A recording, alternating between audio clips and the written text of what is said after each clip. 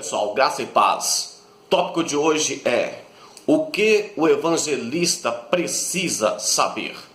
Talvez você tenha se perguntado: o que eu preciso para ser um evangelista? O que o evangelista tem que saber fazer? É claro que não é só dizer: eu tenho o Espírito Santo. Todo crente tem o Espírito Santo. Mas esse assunto, esse papo de que eu tenho o Espírito Santo, vou usar aqui a fala do pastor Elianai Cabral. Ele diz que o Espírito Santo não é muleta de pregador preguiçoso. Então vamos adaptar ao nosso contexto e vamos dizer que o Espírito Santo não é muleta de evangelista preguiçoso. Bom, o que o evangelista precisa de saber? Primeira coisa que o evangelista precisa é conhecer a Deus. Se o evangelista não conhece a Deus, o trabalho dele automaticamente é um trabalho falso, é um trabalho que não vai gerar frutos, é um trabalho que não tem a aprovação de Deus. O evangelista precisa de conhecer Deus. Eu só apresento para os outros aquilo que eu conheço. Então vamos lá no livro de Jó, no capítulo 42 e versículo 5. Jó 42 e 5, Jó fala assim: olha, eu te conhecia apenas de ouvir falar, mas agora os meus olhos te conhecem. O evangelista precisa de conhecer a Deus. Vamos também para o livro de Oséias, Oséias 6 e o versículo 3. O que ele vai dizer? Conheçamos e prossigamos em conhecer a Deus. Oséias capítulo 6 e versículo 3 diz: conheçamos e prossigamos em conhecer a Deus. Beleza? Então, primeiro item: o evangelista precisa conhecer a Deus. O que mais o evangelista tem que saber? Gente, não se enganem. O evangelista precisa de conhecer a Bíblia. Qual que era o nosso versículo, tema-chave da aula de Bibliologia? 2 Timóteo capítulo 2, versículo 15. É isso mesmo?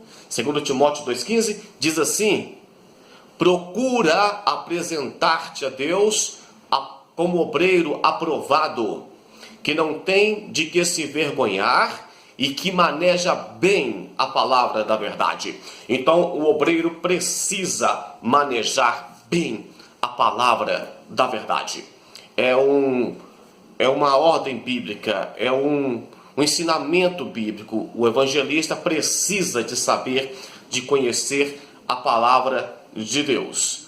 Vamos ver no livro de Atos, capítulo 8, versículo 35. Atos 8 e 35, a Bíblia diz que Filipe, abrindo a sua boca, começou a falar a partir das Escrituras.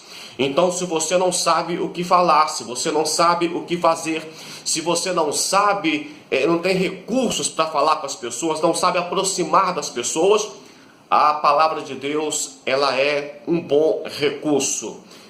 Então, Filipe começou a falar a partir das Escrituras. A palavra de Deus, ela vai abrir a sua mente, o seu campo de visão. Ela vai te dar sabedoria, conhecimento, te fazer sábio para a obra de Deus. E quem ganha alma, sábio é.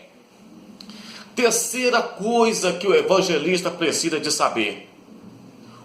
Não se engane, o evangelista precisa de conhecer a vida dos homens e as suas desculpas.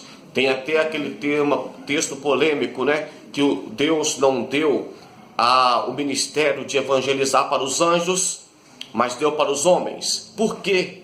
Porque homem conhece as necessidades de homem. Eu conheço as dores de homem. Eu sei o que é ter fome, o que é sentir frio, o que é ser feliz, o que é sentir medo. Então o evangelista precisa de desenvolver alguma técnica, alguma tática, fazer um curso para descobrir o que o ser humano precisa, quais são os temores do ser humano, do que é que o homem tem medo. O homem tem medo da morte? Sim, todo mundo tem medo da morte. Se a pessoa não tem medo da morte, então ele tem outros problemas que fez com que ele tenha vontade de morrer. Então essa pessoa tem outros problemas. Se eu converso com alguém que diz eu quero morrer, eu não quero viver, então automaticamente eu identifico essa pessoa como portadora de outros problemas. Eu vou trabalhar em cima desses problemas. Então, conhecer a vida dos homens. O que mais o homem tem medo? O homem tem medo de miséria, de cair na miséria, de passar fome, de não ter o sustento da família. Não tem? Todo homem tem medo disso. Então, eu posso trabalhar a partir disso também. A Bíblia me dá recursos para isso. O que mais o homem tem medo? O homem tem medo da solidão, de ser rejeitado, de ser... Então, você pode trabalhar a partir da necessidade do ser humano, do homem. Ainda, conhecendo a vida dos homens e as suas desculpas. E mais tarde, falaremos de evangelismo pessoal. Tem evangelismo pessoal, infantil, coletivo, mas vamos falar agora de evangelismo, falaremos futuramente do evangelismo pessoal e trabalharemos com esse texto de novo, se Deus quiser. Conhecendo ainda a vida dos homens e as suas desculpas, observem no livro de João, capítulo 4, pega a sua Bíblia aí, quando Jesus começa a conversar com a mulher samaritana. Ele começa a criar toda uma situação. Ele manda que os discípulos vá a algum lugar buscar algo, e enquanto os discípulos se retiram, ele fica sozinho e começa a evangelizar, vamos dizer assim, aquela mulher. E o que é que Jesus começa a fazer? Ele começa a partir do que a mulher estava fazendo. O que a mulher estava fazendo? Tirando água. Então Jesus começa pedindo água para aquela mulher. E diz a Bíblia que era mais ou menos meio-dia. Imagino que o sol estava, castigando, calor intenso. E Jesus pede água para aquela mulher. E aquela mulher, talvez cansada de carregar água, de tirar água do poço, o poço era fundo. E ela começa a questionar. Ela poderia ter dito para ele, só não vou tirar água para você, vocês não gostam de mim e tal. Mas ela foi um pouquinho educada ainda. Ela disse, olha, você quer beber água da mão de uma mulher samaritana? Isso era uma desculpa. Aí Jesus começa a dizer para ela, olha... Aí Jesus começa a entrar na questão da água da vida. Quem bebe dessa água nunca mais volta a ter sede.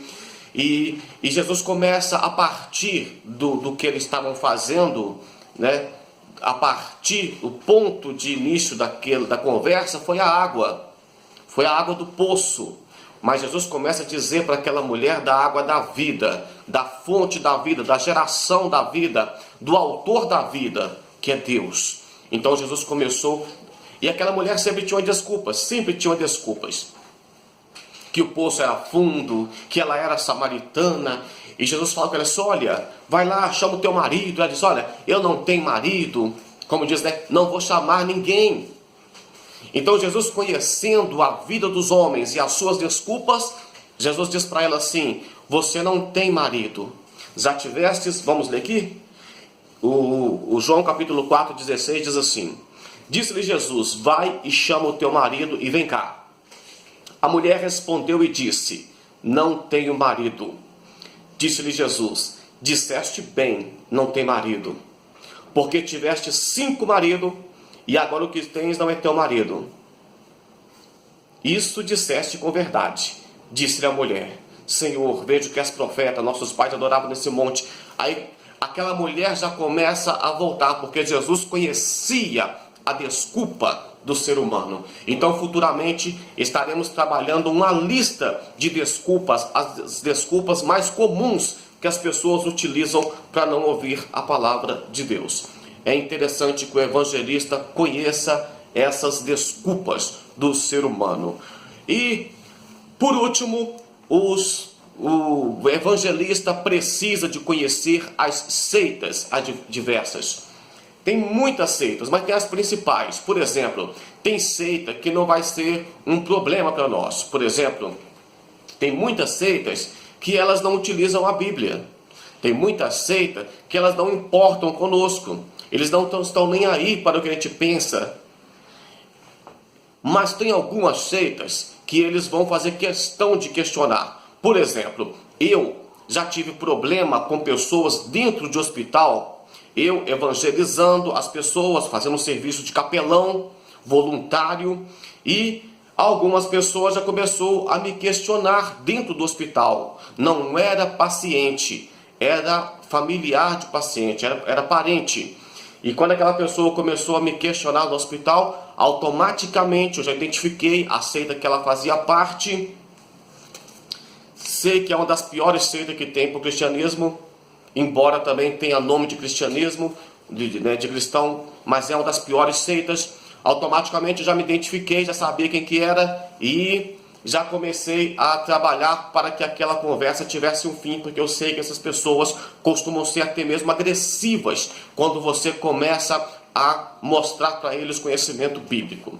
A pessoa começou a dizer sobre graça, que eu deveria cumprir o que eu estava fazendo e tal, e eu entendi quem que estava falando comigo, e eu perguntei para aquela senhora se tinha alguém da igreja dela que era muito certa fazendo evangelismo, conversando com as pessoas e falando de Jesus.